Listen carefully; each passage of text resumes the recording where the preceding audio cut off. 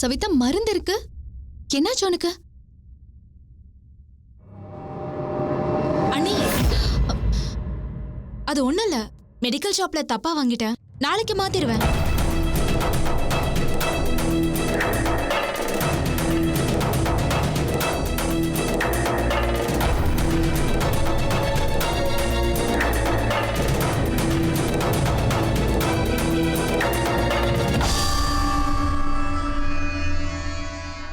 சவிதா, இது என்ன போட்டிருக்க?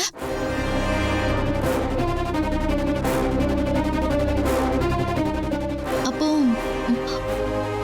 அப்போ நீ ஜாக்கிர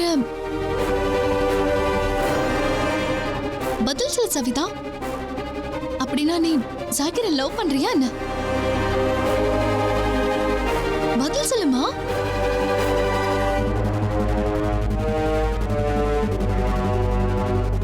ஆமா அண்ணி, நான் ஜாகிர லவ் பண்றேன்.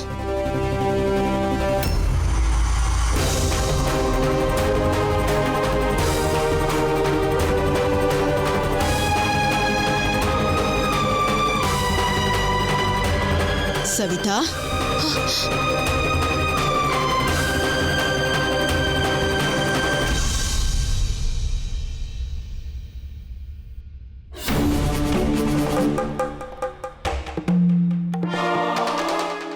அம்மா, என்னம்மா, என்ன இது?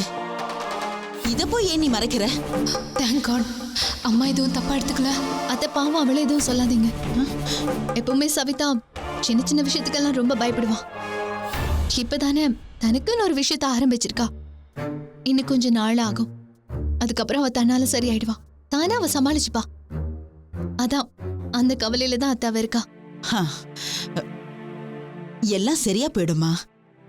நீ ஏன் கவலைப்படுற? உனக்கு துணையா நம்ம குடும்பம் மொத்தமும் இருக்கு. அந்த கடவுளோட ஆசீர்வாதமும் உனக்கு இருக்கு. அப்புறம் ஏன் கவலைப்படுற?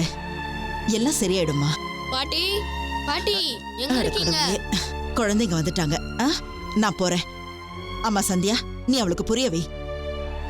என்ன தேவையில்லாம கவலைப்படாத. தோ வந்துட்டே இருக்கேன். சவிதா, இங்க பாரு, இப்ப நீ என்கிட்ட எதையும் மறைக்கணுங்கிற அவசியம் இல்ல. எனக்கு ரொம்ப சந்தோஷம்தான்.